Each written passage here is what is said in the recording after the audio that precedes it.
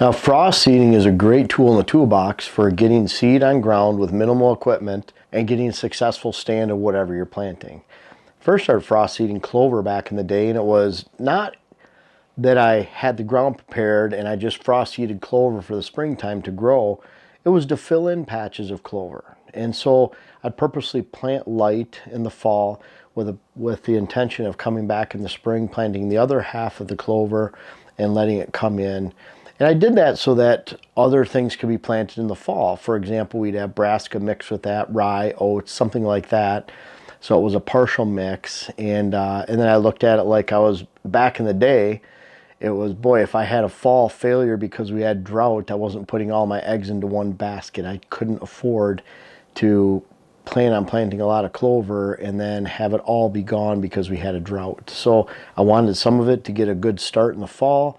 That way it avoided the drought the following year, and then the other half of it I'd start in the springtime. The portion that had been started in the fall would nurse crop that portion along, and so it would actually give it some shade and protection, the older clover versus the newer spring frost seeded. But it was great for filling in holes. But we're going back a long time. That was early 2000s, somewhere else, about 20 years ago. And then for switchgrass, great practice. Bird's foot trefoil, chicory is really good too. So there's a lot of applications for seed types for growing, even our pollinator blends through Pure Wildlife Blends or Seed Company. That's something you can use this for, but I really wanted to go over some of the specifics of it, some of the do's and don'ts, and see if it fits for you. We frost seed, I can say, of some type of seeding every single year. And we use minimal equipment and tillage. We have a lot of hills around here, so when we're starting to till, we get erosion right away. And we try not to do that. We want to conserve the topsoil we have, because a lot of times in the past, that's why they're not farming into the woods like they used to anymore, because it was steep enough. They found a lot of their topsoil is just washing down, and they found it a better practice to just let that return to pasture and woods and not lose that soil, which then it didn't affect the big fields. It wouldn't allow it to go past a certain point. So that's where the terraces came in too. So when do you frost seed? Oh, Dylan just told me while I was writing down the notes for this video that he frost seeded last week before the snow came. And we're in early to mid-January right now. So when there's no snow on the ground, great time to frost seed. The purpose is just to get that seed on the soil. It starts to get worked into the soil. So then when the soil temperature hits in the spring, at whatever temperature is going to grow the clover, or in the 50s, 50-degree range for switchgrass, that switchgrass is already worked into the soil. Those little seeds of clover are already worked in, and they just germinate right away. So anytime that you can plant and you don't expect germination, for example, clover, switchgrass, sometime after Labor Day in most of the upper areas. If you're down south a little bit more, you might want to wait till November, December. But anytime you can put that seed on the soil and you don't expect it to germinate with a late December warm up or something like that. For switchgrass, you're pretty safe in the upper Midwest anytime after Labor Day. That's a safe time. But bottom line is, great to do in January, December, February, when you don't have snow on the ground. Weed control, though, is critical. So when you shouldn't frost seed, especially with clover, maybe the pollinator blends, is when you do not take proper weed control measures in a certain area. As then those weeds are going to take over. They're always going to come, even if your seeds germinate, which they probably will, but then they'll be overtaken by those weeds because it's already growing. There's not a lot you can do with weed control at that time. So weed control is critical. With switchgrass, for example, and just about anything, I like to have at least 3 weed controls. What I mean by that is, let's say you're planting switchgrass in a area that was food plot the year before. Well, you could frost seed during the winter time. You already had a chemical control or weed control on that food plot the year before, especially going into the late summer. You can spray simazine on, which is a pre-emergent. It won't hurt the seed on the ground. You spray that before spring green up, about 3 quarts per acre. That's your weed control number 2. And then when it germinates by May, late May, early June in most areas, then you can also fit in between a simazine and that germination a spraying of glyphosate mixed with 2,4-D. We go with 2 quarts per acre of glyphosate and 1 pint per acre of 2,4-D. Then you've had 3 weed controls. I hope that makes sense. It's that late food plot control, simazine, and then the 2,4-D and glyphosate. So that's what we do on switchgrass. Now you have to be careful because some of the switchgrass, that there comes some of the new varieties, they germinate at colder temperatures, say 47 degrees instead of 56 or 55. Well, if it germinates too early, you can't get another spraying of 2,4-D and glyphosate on it because it's already starting to germinate and you kill it. So there's always that balance of you'd rather have a switchgrass germination of in the 50s that allows you to get that one spraying in, and that could be your 3rd spraying, and you'll get it to grow. Now clover is a little bit different. I want to have a weed control in the spring. I want to have weed control before. You can't use simazine because it stays in the ground for about 60 days. It'll set back your clover or kill it. So I like to look at when you first get that spring green up, great time to spray with glyphosate 2,4-D. If you have a really persistent weed problem, you can spray glyphosate again. And if this is on 4 weeks later, and if this is on a previous food plot, there's your 3 weed controls. Now think about clover. When you plant that in the spring or you're frost seeding, you're putting that down. In that case, I wouldn't actually throw the clover down in the wintertime. I'd want to get those weed controls out of the way first in the spring. And then if that second spraying in the spring is just pure glyphosate, you can throw the seed on the ground the same day. The glyphosate's not going to hurt the seed. Glyphosate is the least powerful herbicide you can use. So it won't hurt the seed that's laying on the ground, where 2,4-D stays in the ground for 2 weeks, simazine for 60 to 90 days, atrazine. There's a lot of herbicides that are a lot stronger than glyphosate. But bottom line is you need those couple weed controls in the spring, and clover and birchfoot trefoil, even chicory, germinates with just a little bit of moisture and rain. So you don't need to have it dig into the soil like you would that switchgrass. It needs to be covered up a little bit and get sucked down in the soil.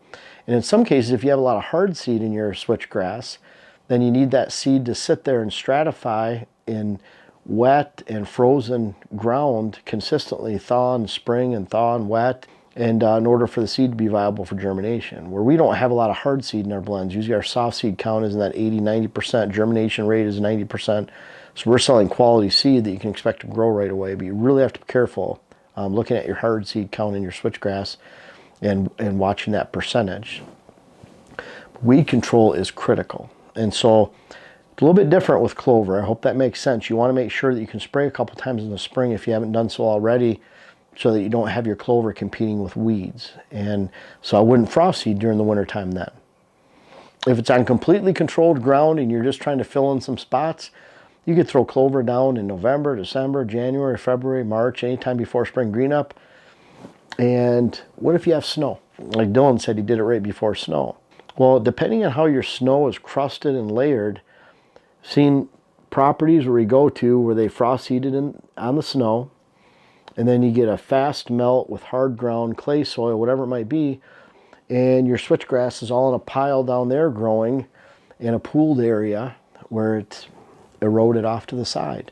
So you have to be very careful with fast spring melts, even with just a little elevation change with the pooling and erosion of seeds and how that can be carried over to the side, and you get a very poor catch. So I like to frost seed first, get that soil worked into that seed worked into the soil, and then let Mother Nature do its thing.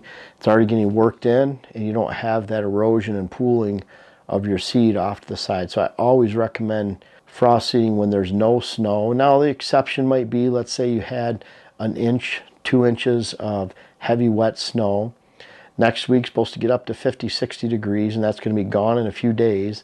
Well, then that might be okay to do because you're not doing it on layered ice, frozen ground. It's a different time. That's like an April snow shower. So a little bit different.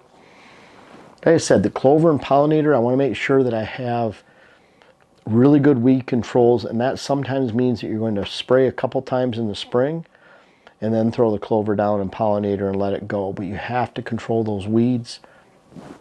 And then again, the switchgrass. Switchgrass is really critical. We sell high quality blends. Our switchgrass does not germinate at 47 degrees. It germinates more typical in the mid 50s range.